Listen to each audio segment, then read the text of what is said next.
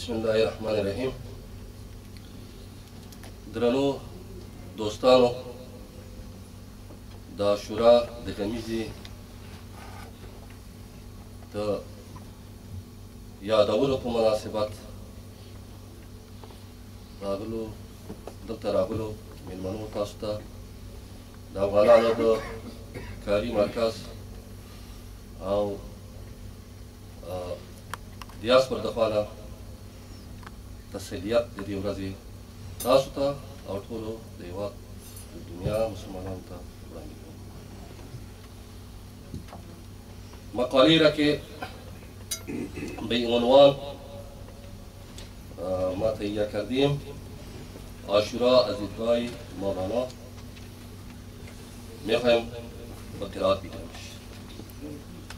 آنچه که اکنون بر ما واجب است این است که این حادثه را عالمانه تر کنیم تا بتوانیم دین را بهتر کنیم و دین شناسی خود را عمیق کنیم و دریابیم که شخصیت ها در تاریخ دین با چه موازین و معیارهای حرکت میکردند تا یک از این بزرگان ما پیروی کورکورانه از آنها و از اسطوره ساختن ایشان نیست، بلکه کشف معیارهای عمل و داوری آنهاست.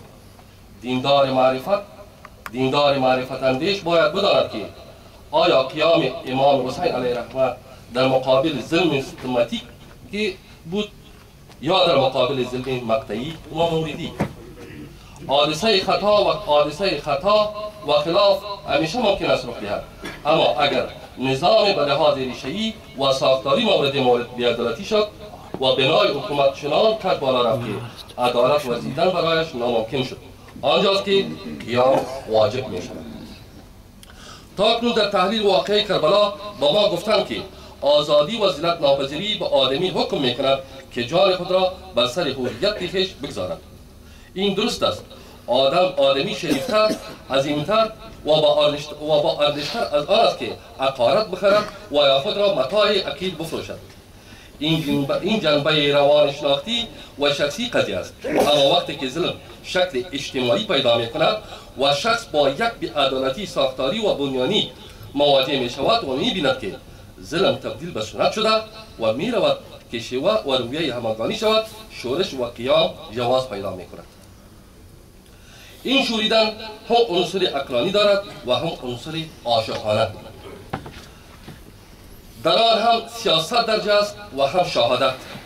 اینجاست که سخن از نگاه مولانا جلال الدین محمد بلخی نسبت به کربلا موضوعیت پیدا می کند. مولوی از جمله کسانی بود که به طور مشخص نسبت به شخص امام حسین علیه رحمه و حرکت او ارادت می‌ورزید و یاد و نام او را زنده و محترم نگاه می داشت. او در عین نهایت ارادتی که به امام حسین علیه رحمه داشت و نهایت نفرتی که از یزید داشت وقتی به حادثه کربلا می رسید، علاوه بر اینکه بر قساوت‌های آن قساوتگران انگشت اعتراض می دهد، می کوشد که به چهره زیبای این حادثه نیز نظر کند. مهمترین درسی که ما از عارفان در این جهان گرفته ایم درس زیبا دیدن جهان است. مولوی انسان عاشقی بود و عشق را نه تنها دانسته بلکه چشیده بود و مکتب او در عشق خلاصه می شد. لذا وقتی که به حادثه کربلا هم نگاه می کند او را یک حادثه عاشقانه زیبای احسارگرانه می بیند و مست آن می شود. یعنی بجای آن که قساوت ستمگران را ببیند و مالامال از نفرت بشود، روح عاشق احسارگر پرگذشت امام حسین علیه رحمه را می بیند و مالامال و سرشار محبت می شود.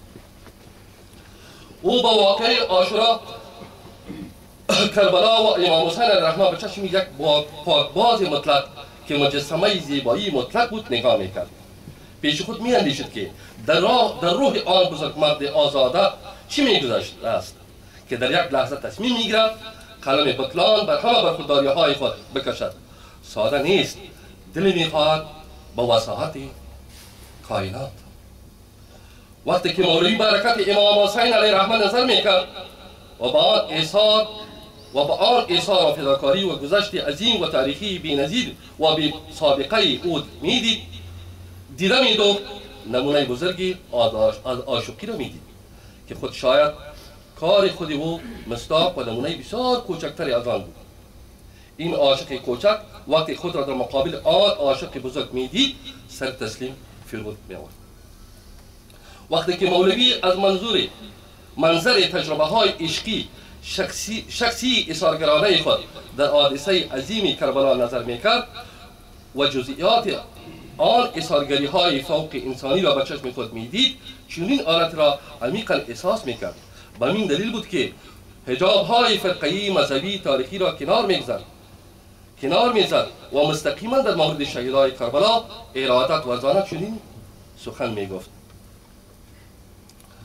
کجایید ای شهیدان خدایی، بلاجویان دشت کربلایی، کجایید ای سبک روحان عاشق، پرنده تر ز مرغان هوایی، کجایید ای ز جان و جا رهیده، کس مر عقل را گوید کجایی، کجایید ای در زندان شکسته، بداده وامداران را رهایی، کجایید ای در مخزن کشاده، کجایید ای نوایی بی نوایی، کف دریاست صورتهای عالم، ز کف بگذر اگر اهل صفایی.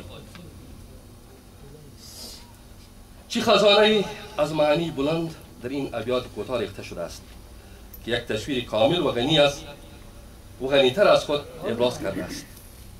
و این عاشقی و اظهارگری به زبان و سخن نیست، به عمل است.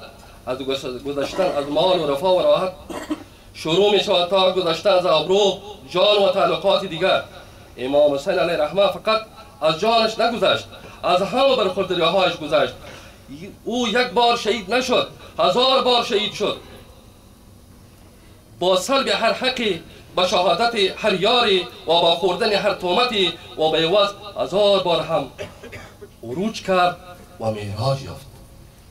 حادثه کربلا برای جلال الدین محمدی بلخی عبارت بود از حادثه در زندان شکستن، حادثه پریدن سبک روحان مرغان عاشقی که خواستار رهایی از قفس تن بودند و بالاخره حادثه کسانی که استثنایی ترین فرصت را برای ابراز عشق صمیمی و استثنایی خود پیدا کردند و آن را به منصه ظهور نشاندند.